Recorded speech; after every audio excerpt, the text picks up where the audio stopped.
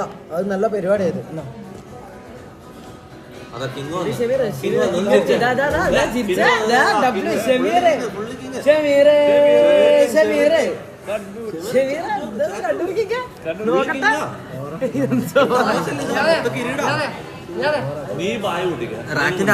മുതലാളി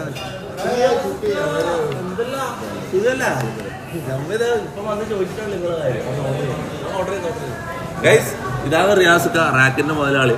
ചിക്കനെയും KFCനെയും കടത്തി വെട്ടാൻ വേണ്ടി റാക്ക് എന്ന് പറഞ്ഞൊരു ബ്രാൻഡ് തുടങ്ങിയിട്ടുള്ളത്. 2-3 കൊല്ലമായിട്ടുള്ള എന്താ ഫസ്റ്റ് ലൈവ് തുടങ്ങിയ ഇവിടെ എടാ അന്റെ ഭാഗത്ത് എന്ത് തെറ്റി? എന്റെ ഭാഗത്ത് ഒരു തെറ്റി.